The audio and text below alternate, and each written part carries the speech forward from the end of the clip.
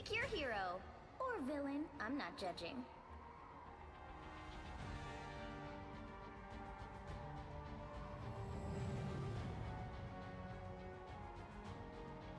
You don't have to be a witch to find the magic in this world, but it does help. Open your eyes. Reality is but an illusion.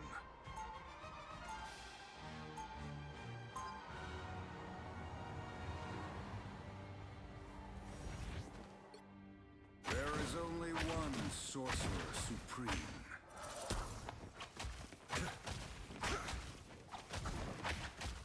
30 seconds before you attack. Get ready.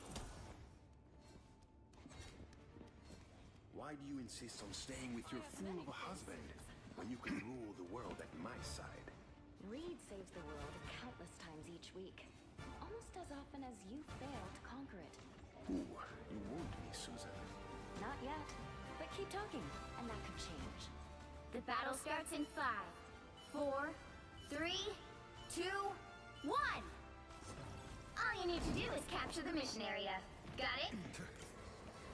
The occult threats to this world are many, and they grow stronger. Oh, I'm fine. I am strengthened for battle.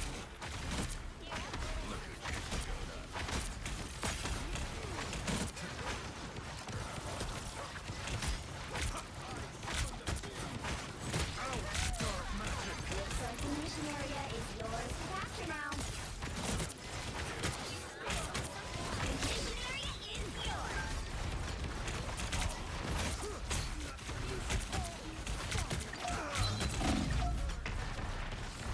They're sneaking from behind.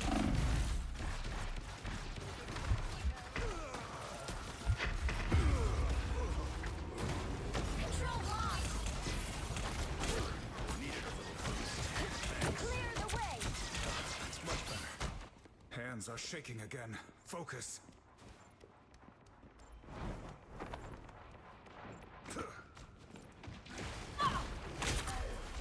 Good medicine. Our enemies are near.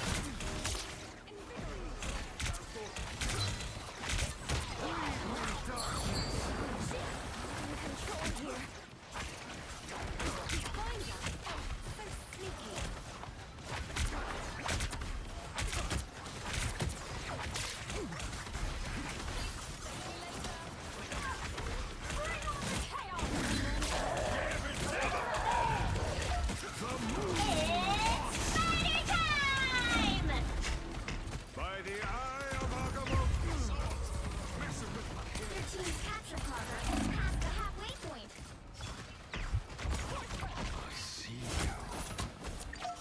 The Sorcerer Supreme lives once more.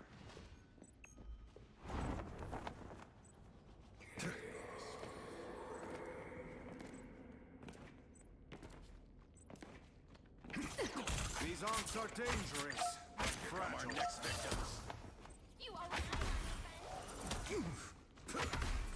I am strengthened for battle. They've almost got it! Out, dark magic!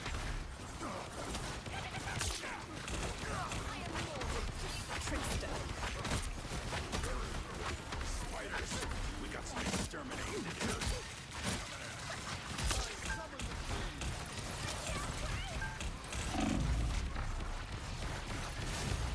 You'll have to keep fighting until we have a winner.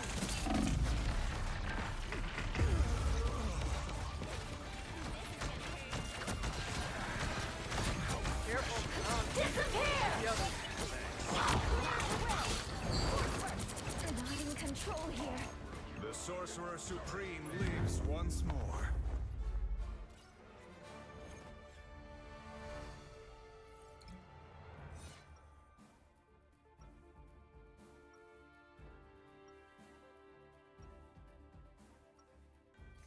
The time and open your eyes. Reality? For so long, I fought for mutant kind's future. Our time has finally arrived. before you attack. Get ready. You are a creature of both the land and sea, just as I am. This whole world could be ours if we wish it to be, little one. Join me in my crusade.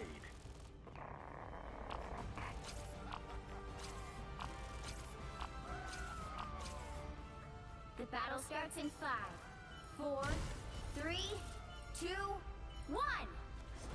All you need to do is capture the mission area. Got it? This twisted metal in ways I would I never can dare. finish this without even popping my claws. Oh boy, here they come!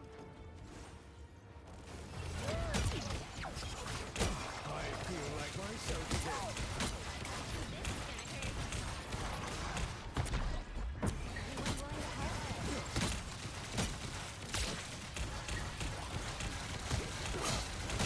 Looks like the mission area is yours to capture now.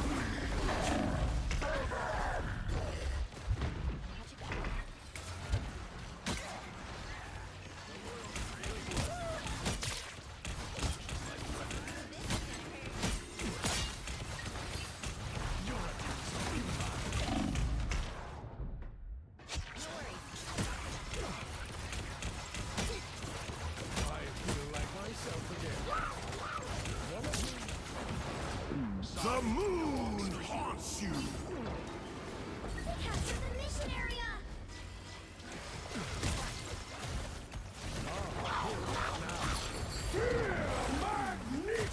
Yikes. They're coming from the rear.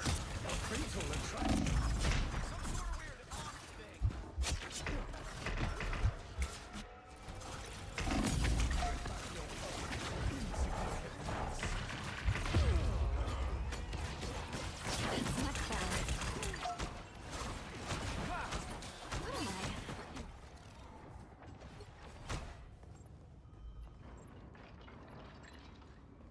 Shields up! It's spider time! Some assistance, please.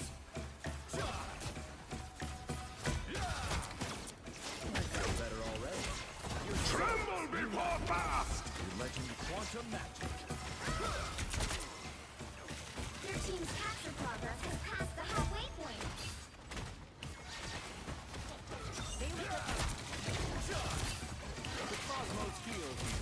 That's much better.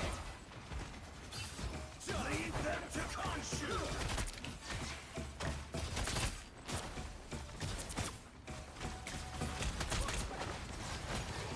Quantum magic.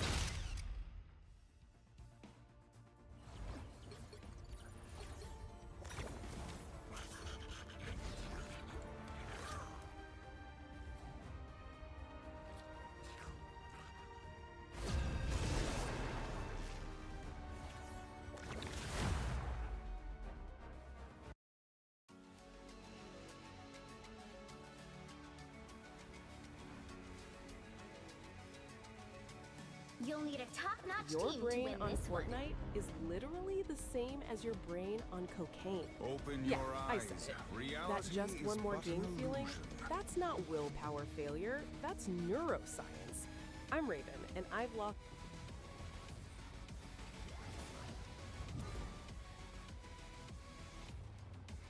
And you said, I may have a desire to sleep with many women, but I do not. I agree with me. Yes, that's true. Congratulations on your, you want taxpayer money spent wisely? I do. Congrats on becoming a Republican. My parents would be proud. Mass deportations, it calls for that. Do you support that part? I support the deportation of any illegal immigrant who is in the United States who is not of benefit to the generalized American public. So if they're picking agriculture that puts food on the tables of everyday Americans, they've never committed a crime inside the United States, they didn't come across with documents, should they be deported? If they have not paid taxes and if their draw on the taxpayer benefits are larger than the contribution they are making to the economy, or if they're involved in criminal activity, they should be deported. How do we measure that? The same way that the IRS measures my income every year. It seems like the IRS can track down every aspect of every receipt that I've ever submitted. And if they were willing hundreds of millions of other Americans, they can do that for illegal immigrants as well, except for the fact that no one knows how many are in the country thanks to this administration. So you would be cool with creating a system where they could pay those taxes if they wanted to and then stay and work and put food on our table? It depends on how long it would take for them to pay the taxes, and they would also have to go presumably to the back of the line, although I'm not sure why I'm testifying about immigration policy at this point. This isn't just Ben Shapiro destroying a congressman. This is what happens when politics replaces brain power. Congressman Eric Swalwell, the guy who got seduced by a Chinese spy, decided to test his IQ against one of the fastest mouths in conservative media. It went exactly how you'd expect. Swalwell asked about deportations. Shapiro flipped it into a Republican recruitment ad. Then he pulled out receipts, old quotes about sin and sleeping with women. Shapiro's response?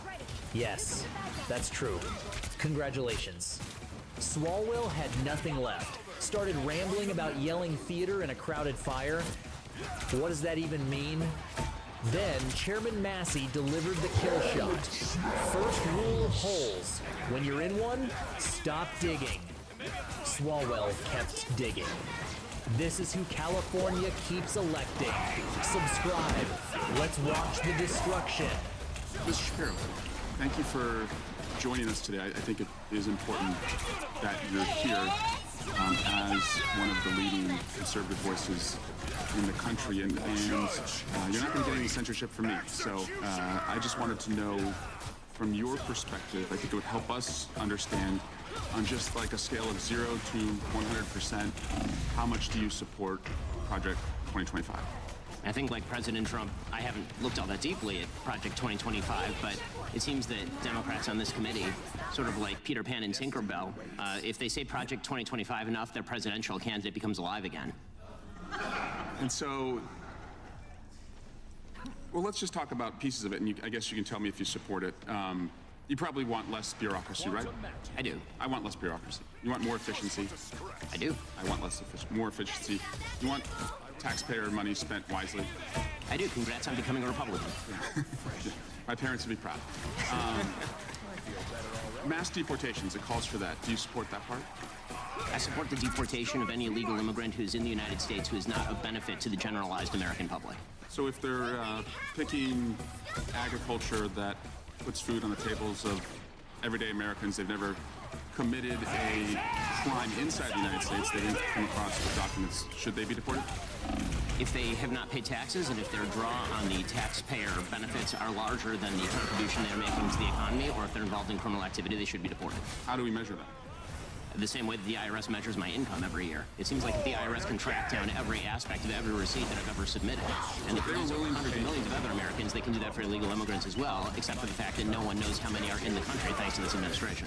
So you would be cool with creating a system where they could pay those taxes if they wanted to, and then stay and work and put food on our table?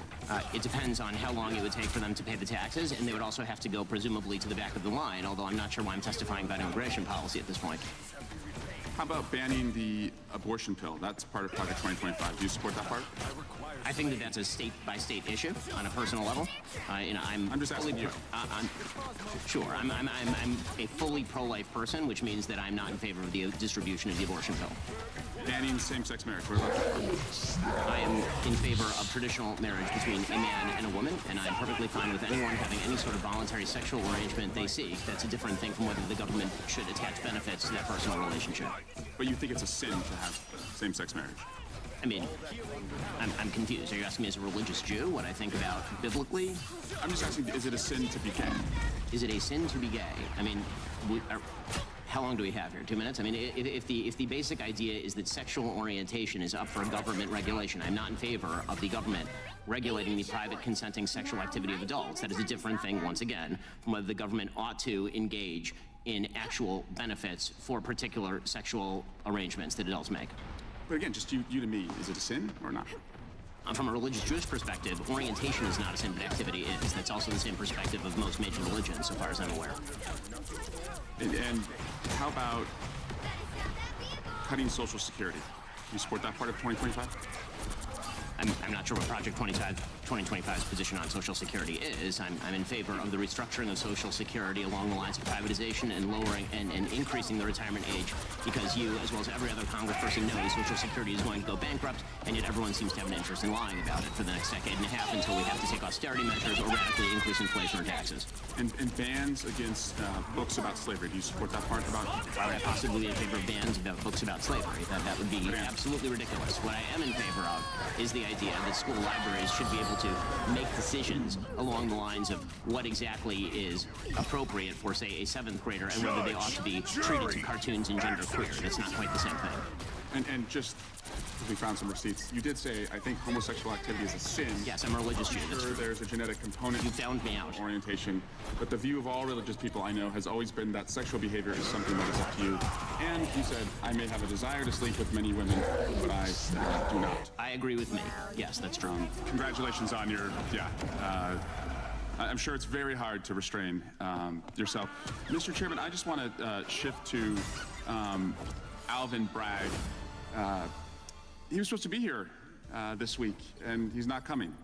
And Hunter Biden was supposed to testify. Now he's not testifying. We were supposed to have votes on articles of impeachment, and we didn't. And again, we're just wondering, you guys write great press releases, but the payoff seems to never come. And so I guess we will keep waiting, and we'll do hearings like this. And finally, Chairman, you cannot yell fire in a crowded theater, and that's a restriction on speech, as you have recognized before.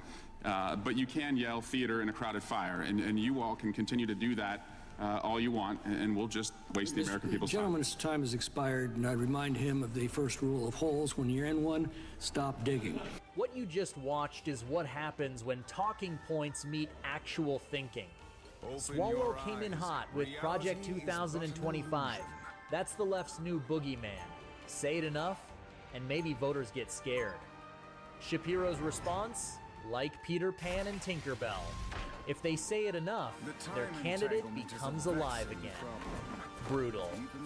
Then Swalwell tried listing basic conservative positions. Less bureaucracy, more efficiency, wise spending.